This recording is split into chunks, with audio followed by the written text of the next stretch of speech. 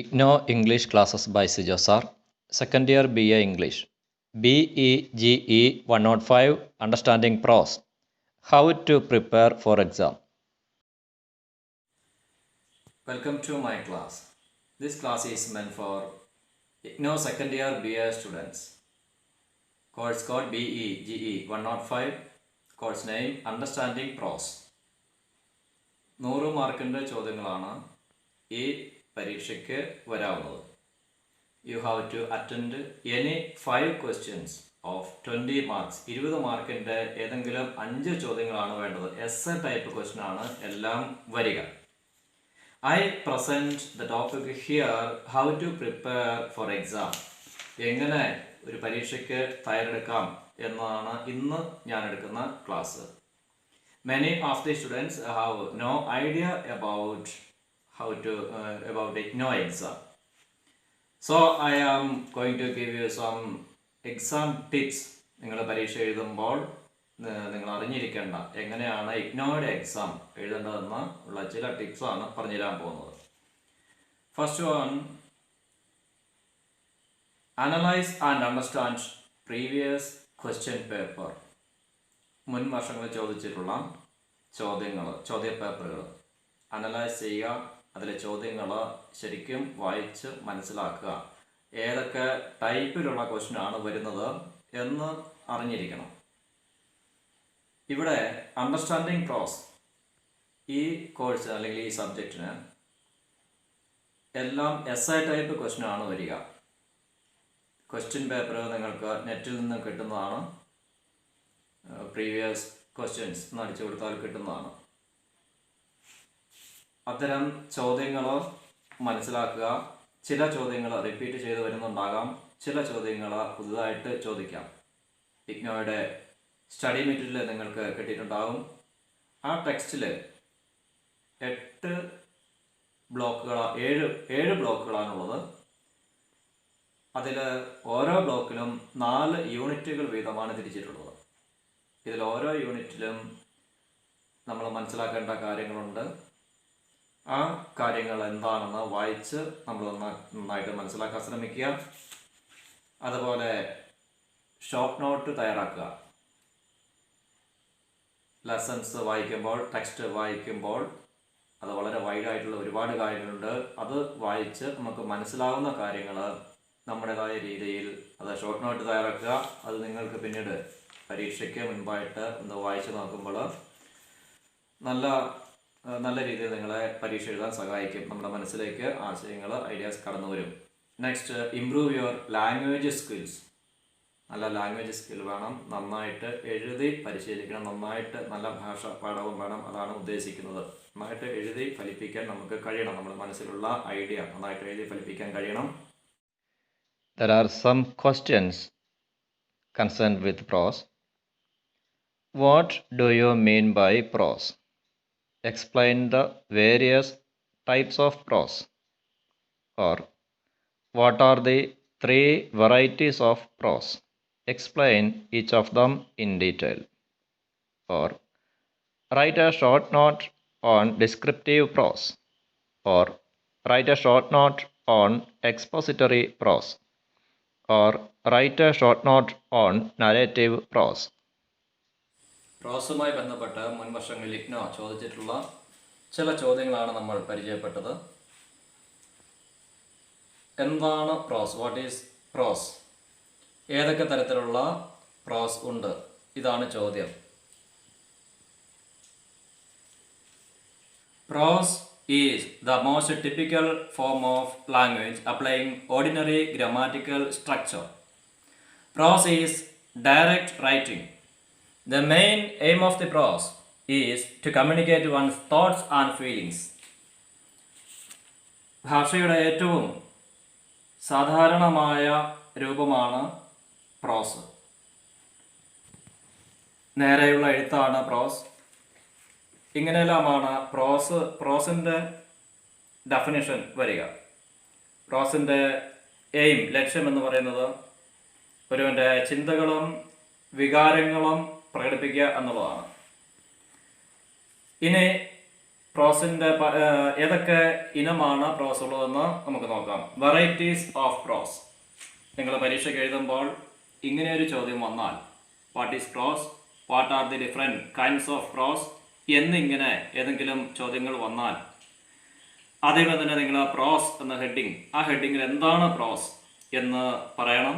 Pros is the most typical form of language applying ordinary grammatical structure.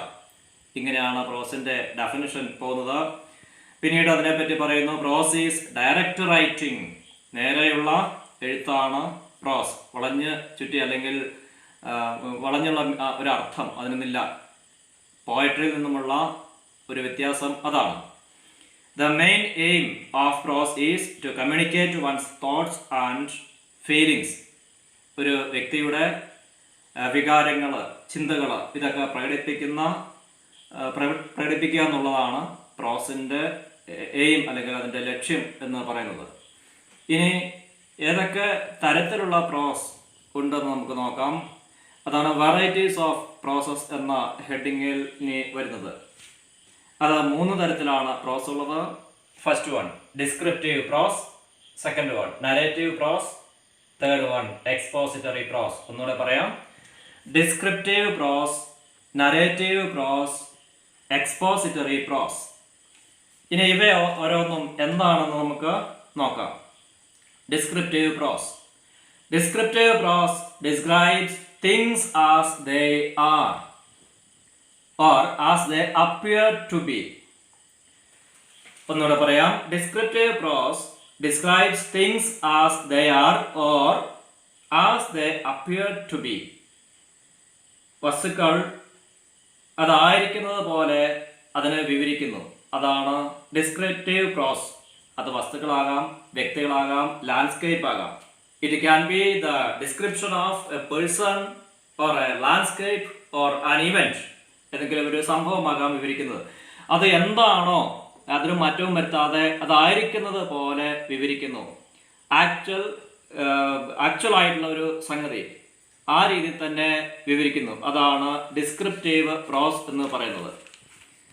A fine description is a painting in words. Descriptive പ്രോസിനെ പറ്റി പറയുന്നതാണ് നല്ല ഒരു വിവരണം, വാക്കുകൾ കൊണ്ടുള്ള ഒരു പെയിന്റിംഗ് ആണെന്നാണ്. A fine description is a painting in words. അടുത്തത് നരേറ്റീവ് പ്രോസ് ആണ്, രണ്ടാമത്തെ ഇനം. A narrative is a description of events. A narrative is a description of events. It deals with external or internal events. Events എന്ന് പറഞ്ഞാൽ സംഭവങ്ങളുടെ ഒരു വിവരണം. ഒരു സംഭവത്തെ അത് നമ്മൾ വിവരിച്ച് പറയുന്നു. അത് ഇന്റേണൽ ആകാം, എക്സ്റ്റേണൽ ആകാം. By internal events we mean the thoughts, feelings and emotions of individuals. ഒരു വ്യക്തിയുടെ ഉള്ളിൽ അവൻ അനുഭവിക്കുന്ന തോന്നലുകൾ, ഫീലിങ്സ് അല്ലെങ്കിൽ തോട്ട്സ്, അവൻ്റെ ചിന്തകൾ, ഇതിനെല്ലാമാണ് ഇന്റേണൽ ഈവൻസ് എന്ന് പറയുന്നത്. ഇന്റേണൽ ഓർ എക്സ്റ്റേണൽ ഈവൻസ്, ബാഹ്യമായ സംഭവങ്ങൾ, നമ്മുടെ ഉള്ളിൻ്റെ ഉള്ളിൽ നടക്കുന്ന ചില സംഭവങ്ങൾ അല്ലെങ്കിൽ പുറമേയുള്ള കാര്യങ്ങൾ, സംഭവങ്ങൾ, ഇതിനെയൊക്കെ വിവരിക്കുന്നതാണ് നരേറ്റീവ് പ്രോസ് എന്ന് ഉദ്ദേശിക്കുന്നത്. Narratives can deal with facts or fiction. വസ്തുതകൾ, ഫാക്ട്സ്, വസ്തുതകൾ, ഫിക്ഷൻ, സങ്കല്പം. നരേറ്റീവ്സ് രീതിയിൽ വസ്തുതകൾ അതേപടി പറയാം, അല്ലെങ്കിൽ നമ്മുടെ സങ്കല്പങ്ങൾ പറയാം. Facts or fiction. Autobiography, biography, histories are narratives of fact. ആത്മകഥകൾ, ജീവചരിത്രം, ചരിത്രങ്ങൾ, ഇവയൊക്കെ നരേറ്റീവ്സ് ഓഫ് ഫാക്ട്സിന് ഉദാഹരണങ്ങളാണ്. Short stories and novels are narratives of fiction. ചെറുകഥകൾ, നോവലുകൾ, ഇവയെല്ലാം ഫിക്ഷണൽ നരേറ്റീവ്സ് ആണ്. എക്സാമ്പിൾ ദി രാമായണ, മഹാഭാരത, ഇവയെല്ലാം നരേറ്റീവ്സ് ഓഫ് ഫിക്ഷൻ, അവയ്ക്ക് ഉദാഹരണങ്ങളാണ്. അടുത്തതായിട്ടുള്ളത് expository pros. It deals with definition or explanation. Expository prose deals with definition, നിർവചനം. അത് it includes writing on science, law, philosophy, technology, politics, history and criticism ഇവയുമായെല്ലാം ബന്ധപ്പെട്ടതാണ്. Science, law, philosophy ഇവയൊക്കെ എഴുതുന്നത് expository പ്രോസുകൾക്ക് എക്സാമ്പിളാണ്. ഇവയെല്ലാം ഡെഫിനിഷൻ ആയിട്ടാണ് വരിക ഓരോന്നിൻ്റെയും നിർവചനങ്ങൾ. Exposition is a form of logical presentation. യുക്തിപൂർവമായ അവതരണമാണ് exposition, expository prose. It's a primary objective is to explain and clarify. ഇതിൻ്റെ പ്രാഥമികമായ ഉദ്ദേശം വ്യക്തമായി വിവരിക്കുക എന്നുള്ളതാണ്. പ്രോസുമായി ബന്ധപ്പെട്ട് ഇനി വരാൻ സാധ്യതയുള്ള യൂണിവേഴ്സിറ്റിയുടെ ചോദ്യങ്ങൾ ഇവയാണ്. What are the different literary forms in prose? What are the different literary forms in prose? Or describe diary as a prose form, or describe travelogue as a prose form. പലതരത്തിലുള്ള പ്രോസിൻ്റെ രൂപങ്ങൾ ഏതൊക്കെയാണ്? നമ്മൾ നേരത്തെ കണ്ട ചോദ്യവുമായി കൂടിക്കൊഴിഞ്ഞു പോകരുത്. നേരത്തെ നമ്മൾ ഡിസ്കസ് ചെയ്ത ചോദ്യങ്ങൾ what are the types of prose എന്നായിരുന്നു. ഏതെല്ലാം തരത്തിലുള്ള പ്രോസ് ഉണ്ട്, ഇനിയുള്ള പ്രോസിൻ്റെ രൂപങ്ങൾ ഏതെല്ലാമാണ് എന്നാണ്. ഇനി വരുന്നതിൻ്റെ ഉത്തരം ഇവയാണ്. The different literary forms in prose എന്ന ഹെഡിങ്ങിൽ അതിൻ്റെ ഉത്തരങ്ങൾ നമുക്ക് എഴുതാം. The different literary forms in prose. അതിൻ്റെ ഉത്തരങ്ങൾ വരുമ്പോൾ അതിൽ ഒന്നാമത്തത് first one short story, second one novel, third one essay, next letter, travelogue, biography and autobiography, diary and speech ഇവയെല്ലാമാണ്. ഒന്നുകൂടി വിശദമായി പഠിക്കാം. ഷോർട്ട് സ്റ്റോറി, നമ്മളെല്ലാവരും ഷോർട്ട് സ്റ്റോറി വായിക്കുന്നവരാണ്. അതിനെപ്പറ്റി നമുക്ക് പ്രോസിൻ്റെ രൂപമാണ് എന്ന് മനസ്സിലാക്കുക. ഷോർട്ട് സ്റ്റോറി എന്നുള്ളത് ഒരു പ്രോസിൻ്റെ രൂപമാണ്, ഫിക്ഷണൽ ആണ്. A short story is a work of fiction, usually written in a narrative prose. Narrative prose-ൽ എഴുതുന്ന ഒരു ഫിക്ഷണൽ വർക്കാണ് ഷോർട്ട് സ്റ്റോറി എന്ന് ഉദ്ദേശിക്കുന്നത്. It is complete in it self. ഒരു ചെറുകഥ, ആ കഥയിൽ തന്നെ അത് പൂർണ്ണമാണ്. അതിൻ്റെ ഒരു തുടർച്ച പിന്നീടില്ല, അവിടെ ആ കഥ തീരുന്നു. It is short, has a plot and character. ഇത് വളരെ ഷോർട്ടാണ്, അതിനൊരു വളരെ സിമ്പിളായിട്ടുള്ളൊരു പ്ലോട്ടുണ്ട്, കഥാപാത്രമുണ്ട്, ക്യാരക്ടറുണ്ട്. ക്യാരക്ടർ ഒന്നാകാം, ഒന്നിലധികമാകാം. And has a beginning, middle and end. അതിനൊരു തുടക്കമുണ്ട്, ഒരു മിഡിൽ, ഒരു മധ്യഭാഗമുണ്ട്, ഒരു എൻഡ്, ഒരു അവസാനം ഉണ്ട്. The aim of good short story is to make the reader feel, to make him enter in to the experience of the character. ഒരു നല്ല കഥയുടെ, ചെറുകഥയുടെ എയിം എന്ന് പറയുന്നത് വായനക്കാരനെ അനുഭവിപ്പിക്കുക, കഥാപാത്രത്തിൻ്റെ ഒരു ഫീലിംഗ് ആ വായനക്കാരന് നൽകുക എന്നുള്ളതാണ്. അടുത്തത് നോവലാണ്. The novel is a long prose narrative that usually describes fictional characters and events in the form of a sequential story. ഒരുപാട് കഥകളുടെ ഒരു പരമ്പര പോലെ, സംഭവങ്ങളുടെ പരമ്പര പോലെ, ഒന്നിനു പിന്നാലെ മറ്റൊന്ന് എന്നുള്ള രീതിയിലുള്ള ഒരു വിവരണമാണ്, പ്രോസ് നരേറ്റീവ് ആണ് നോവൽ എന്ന് പറയുന്നത്. ഇതിലെ കഥകളും കഥാപാത്രങ്ങളും എല്ലാം പലപ്പോഴും സാങ്കല്പികമായിരിക്കും.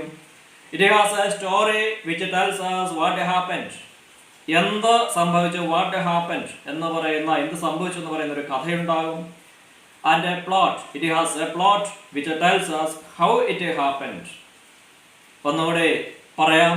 It has a story which tells us what happened and a plot which tells us how it happened. What happened, how it happened. Story which tells us what happened, plot which tells us how it happened. എങ്ങനെ സംഭവിച്ചു, എന്ത് സംഭവിച്ചു എന്ന് പറയുന്ന ഒരു കഥയുണ്ട്. എങ്ങനെ സംഭവിച്ചു എന്ന് പറയുന്ന ഒരു പ്ലോട്ട് ഉണ്ട് ഒരു നോവലിൽ. E.M. Forster, an English novelist, told the difference between a story and a plot by an example. ഒരു സ്റ്റോറിയും ഒരു പ്ലോട്ടും തമ്മിലുള്ള വ്യത്യാസം എന്താണെന്ന് E.M. ഫോസ്റ്റർ, ഇംഗ്ലീഷ് നോവലിസ്റ്റ്, അദ്ദേഹം ഒരു ഉദാഹരണത്തിലൂടെ നമുക്ക് കാണിച്ചു തരുന്നുണ്ട്. അതിതാണ് The King Died and the Queen Died is a story. The King Died and the Queen Died is a story. രാജാവ് മരിച്ചു, രാജ്ഞിയും മരിച്ചു, അതൊരു കഥയാണ്. ഇനി അടുത്ത സെന്റൻസ് നോക്കുക. The king died and then the queen died of grief. ഒന്നുകൂടെ പറയാം. The king died and then the queen died of grief. രാജാവ് മരിച്ചു, ആ ദുഃഖത്തിൽ, രാജാവ് മരിച്ചതിന്റെ ദുഃഖത്തിൽ പിന്നെ രാജ്ഞിയും മരിച്ചു. ഇതാണ് പ്ലോട്ട്. ആദ്യം പറഞ്ഞത് കഥയാണ്, സ്റ്റോറിയാണ്. രണ്ടാമത് പറഞ്ഞത് the king died and then the queen died of grief, അത് പ്ലോട്ടാണ്. The difference is quite clear from this example. ഈ എക്സാമ്പിളിലൂടെ രണ്ടും തമ്മിലുള്ള സ്റ്റോറി എന്താണ്, പ്ലോട്ട് എന്താണെന്നുള്ള വ്യത്യാസം ഇവിടെ വ്യക്തമാണ്. അടുത്തത് എസ്സേ ആണ്. ഇപ്പോൾ നോൺ ഫിക്ഷണൽ നരേറ്റീവ്സ് കഴിഞ്ഞു. ഇനിയുള്ള നരേറ്റീവ്സ് ഫിക്ഷണൽ ആണ്, നോൺ ഫിക്ഷണൽ ആണ്. Essay. An essay is a piece of prose composition usually of moderate length. Essay എന്ന് പറയുന്നത് ഒരു പ്രോസ് കോമ്പോസിഷൻ, ഒരു ഗദ്യ രചനയാണ്. മിതമായ ദൈർഘ്യമാണ് ഒരു എസ്സേക്കുള്ളത്. It is often written from an author's personal point of view. ഒരു ഓതറുടെ വ്യക്തിപരമായ അഭിപ്രായങ്ങൾ, കാഴ്ചപ്പാടുകളാണ് എസ്സേ ആയിട്ട് അദ്ദേഹം എഴുതുക. Famous essayist Francis Bacon, Charles Lamb, ഇവരുടെ പേരുകൾ നിങ്ങൾ ഓർത്തു വയ്ക്കേണ്ടതാണ്. ഇവരെ നിങ്ങൾ ഒരു പക്ഷേ ഇവരുടെ എസ്സേകൾ നിങ്ങൾക്ക് പഠിക്കാനുണ്ടാകും. ഫ്രാൻസിസ് ബേക്കൺ, എസ്സേയുടെ ഫാദർ എന്നറിയപ്പെടുന്ന ഫ്രാൻസിസ് ബേക്കൺ, അതുപോലെ തന്നെ ചാൾസ് ലാം, ഇവരൊക്കെ വളരെ പ്രശസ്തരായ, ലോക പ്രശസ്തരായ എസ്സേയിസ്റ്റ് ആണ്. അടുത്തത് letter. Letter is a form of non fictional prose. Non fictional പ്രോസിൻ്റെ ഒരു രൂപമാണ് letter. It is a spontaneous expression of one self. നൈസർഗികമായ ഒരു പ്രകടനമാണ് ലെറ്റർ. ഒരുപാട് ലെറ്ററുകളുണ്ട്. നെഹ്റൂസ് ലെറ്റേഴ്സ് എക്സാമ്പിളാണ്. അടുത്തത് ട്രാവലോഗ്, യാത്രാ വിവരണം. Travelogue is a piece of writing about travel. യാത്ര ചെയ്യുമ്പോൾ കണ്ട കാഴ്ചകൾ, സംഭവങ്ങൾ, ഇവയെ പറ്റിയുള്ള വിവരണമാണ്, യാത്രയുമായി ബന്ധപ്പെട്ടുള്ള ഒരു വിവരണമാണ് travelogue. It is both interesting and informative. രസകരവുമാണ്, അതുപോലെ തന്നെ അറിവ് പ്രദാനം ചെയ്യുന്നവയുമാണ് ഒരേ സമയം. അടുത്തത് biography and autobiography. Biography and autobiography. Biography is a detailed description of someone's life. ഒരാളുടെ ജീവിതത്തെക്കുറിച്ചുള്ള വളരെ വിശദമായ ഒരു വിവരണമാണ് biography. Example James Boswell's life of Johnson, നിങ്ങൾക്കത് പഠിക്കാനുണ്ട്. അതുപോലെ autobiography. In an autobiography the writer attempts to reveal his or her own life. ഒരാളുടെ സ്വന്തം ജീവിതത്തിലെ അനുഭവങ്ങൾ എഴുതുന്നു, അതിനാണ് ഓട്ടോബയോഗ്രഫി എന്നുകൊണ്ട് ഉദ്ദേശിക്കുന്നത്. The autobiographies of Gandhi and Nehru are good examples. ഗാന്ധിജിയുടെ ഓട്ടോബയോഗ്രഫി, നെഹ്റുവിൻ്റെ ഓട്ടോബയോഗ്രഫി, ഇവയെല്ലാം ഓട്ടോബയോഗ്രഫിക്ക് എക്സാമ്പിൾസ് ആണ്. Next, diary. A diary is essentially a regularly kept record of one's own activities and thoughts. ഒന്നുകൂടെ പറയാം. A diary is essentially a regularly kept record of one's own activities and thoughts. ഒരു വ്യക്തിയുടെ ചിന്തകൾ, പ്രവർത്തനങ്ങൾ, അതിനെപ്പറ്റി റെഗുലറായിട്ട് രേഖപ്പെടുത്തുന്ന, എഴുതി വെക്കുന്ന ഒന്നാണ് ഡയറി എന്നതുകൊണ്ട് ഉദ്ദേശിക്കുന്നത്. Example the diary of a young girl by Anne Frank. അത് നിങ്ങൾക്ക് വിശദമായിട്ട് പഠിക്കാനുണ്ട്. മറ്റൊരു ക്ലാസ്സിൽ അതിനെപ്പറ്റി പറഞ്ഞു തരുന്നതാണ്. Next, speech. A speech is a spoken communication in prose addressed to an audience. ഓഡിയൻസിനെ സംബോധന ചെയ്തുകൊണ്ട് ഓഡിയൻസിനോട് സംസാരിക്കുന്ന ഒരു കമ്മ്യൂണിക്കേഷൻ, സ്പോക്കൺ കമ്മ്യൂണിക്കേഷൻ ആണ് സ്പീച്ച്, പ്രസംഗം എന്നാണ് ഉദ്ദേശിക്കുന്നത്.